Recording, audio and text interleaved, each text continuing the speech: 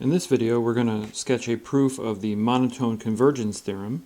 This theorem is referred to in the book as the monotone sequence theorem, but the sequence is going to converge, so I like to call it the monotone convergence theorem.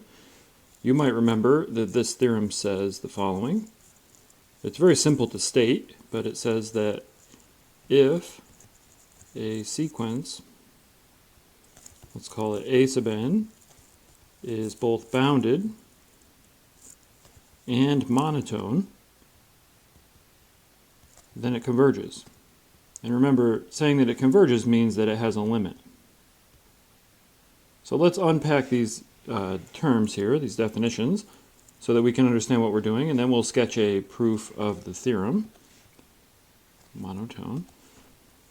Bounded means, so for a sequence to be bounded, it means that our term a sub n is always between some lowest number, lowercase m, and uppercase m, it's between some highest number. So it's always between these two numbers. And if we think of this geometrically, so this is what it means to be bounded. If we think of this geometrically, if we think of our sequence, so our n's are our inputs, and our a sub n's are the outputs, then this sequence might, the graph of it might wiggle along like this. And the idea here is that for this to be bounded, then there's a lowest number, a lowest line that this doesn't cross below, and there's a highest line that this never crosses above. So the idea here is that the sequence, the terms of the sequence, if they're plotted like a graph, plotted as points in the xy plane, or the NA plane in this case, then those points are always between these two horizontal lines. So that's what it means for a sequence to be bounded. For a sequence to be monotone, that comes in two different versions. This means that either the sequence is increasing, and increasing always means from left to right in terms of a graph, or it's decreasing. So one or the other. So I'll draw the increasing case. The example that I drew for bounded is not increasing, and we can see that because these 3 points are getting higher, but the next point is below the previous one. And so this breaks the increase. It's obviously not decreasing because the first 3 points are all increasing, and so this is just kind of wiggling along. But a sequence that is increasing, strictly increasing, means that if we start with our first term, the second term is higher, third term, etc. And they don't have to grow very much, but they do have to be, as you move from left to right, the successive points going this way have to get higher in the A direction. Again, if we think of this as the NA axis of our sequence, if we plot these points this way. So in this case, increasing means that the height of every point, if you were to plot the graph of it, the height of every point as you move from left to right is going up. It's moving up in the A direction. Decreasing is obviously the exact opposite of this. You just flip this picture over and the points are getting smaller. They're getting lower in the A direction. Okay, so to prove the convergence theorem, by the way, so the convergence theorem says that if these two properties are both true at the same time, then our sequence has a limit, right? So converges means that the limit exists and that we can compute that limit. Okay, so to actually prove this, or to sketch a proof of this, we need something called Zorn's lemma, or the completeness axiom. It's called this in the book, the completeness axiom.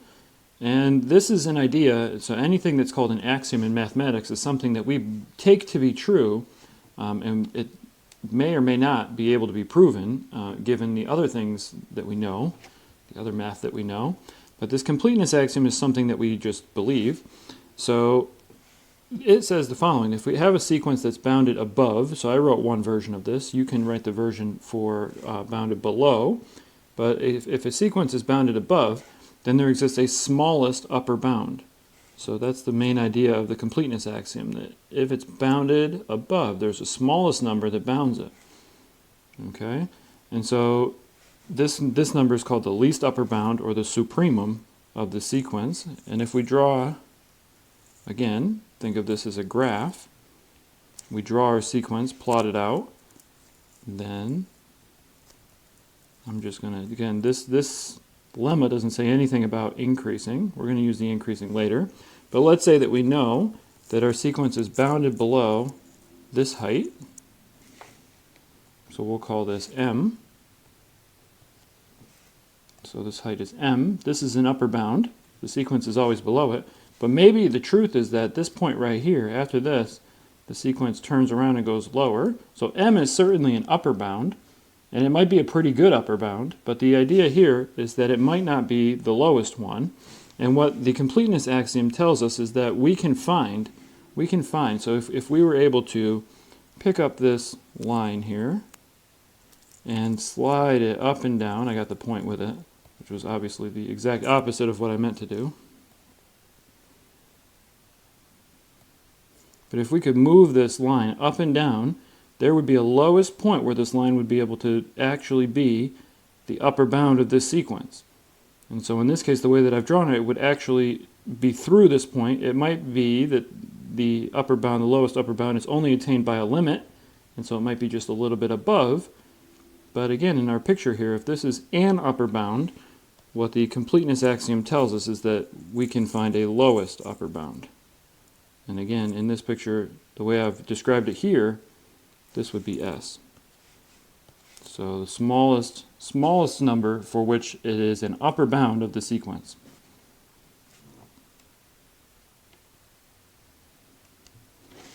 All right, now that we have these tools, we're ready to prove the theorem, and it's not the most crazy theorem to prove.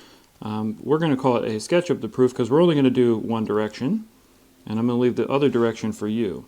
So again, for the monotone convergence theorem, we get to assume that we have a monotone bounded sequence. So let's let, the half that I'm going to do is let's let a sub n, our sequence, let's let this be increasing and bounded above.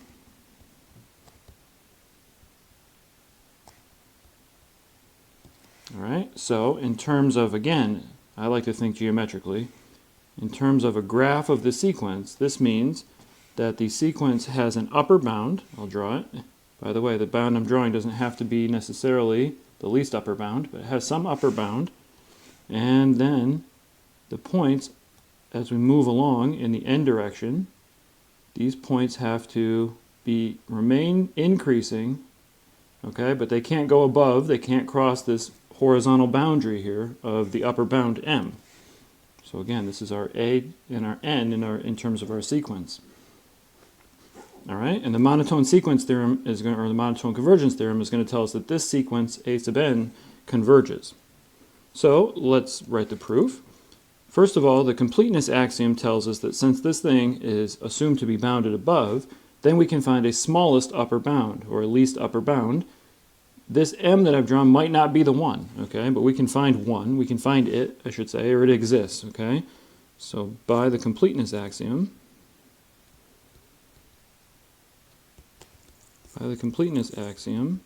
there exists a number L that is the least upper bound. I'll use L for least here.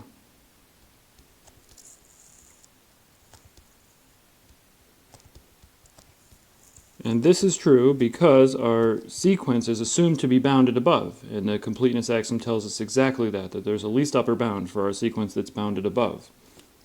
Okay? Now, here's what we do. We choose any epsilon, a positive epsilon, but think of it as being small. So for any epsilon greater than 0, again, think of this as being small but fixed. We're not allowing this to change. Then what this means is that we can find, since our sequence is increasing now we're going to use the fact that it's increasing, we can find number n, or an integer. There's an integer capital N such that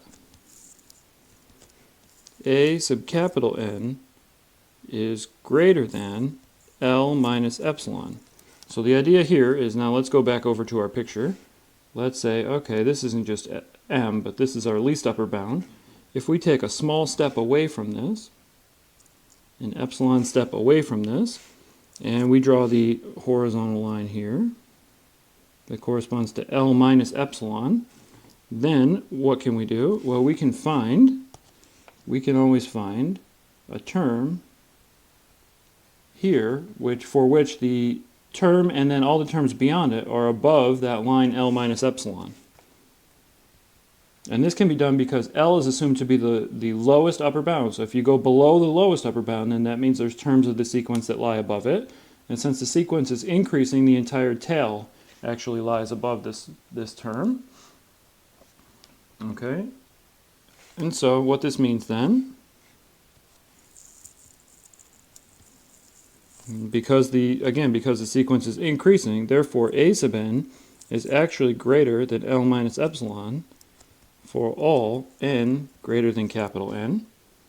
And at this point we can just do some algebra, some rearranging, and we can write this as following. If we subtract the A sub n and add the epsilon over, then this means, by the way, L is bigger than all the terms. L is the least upper bound, right? So this means that L minus A sub n is bigger than 0 because L is the least upper bound. But it's got to be, that difference has to be less than epsilon, just by looking over here at this arrangement. So this is less than epsilon. All right. And this part right here is exactly the definition of our limit then. All right. So then L minus A sub n, we'll call it absolute value. This is the same as A sub n minus L, absolute value. Absolute value takes care of the minus sign.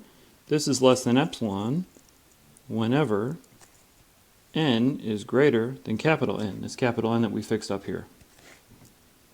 Okay, and this is exactly the n epsilon definition of the limit that we learned earlier in the notes, and so therefore the limit exists.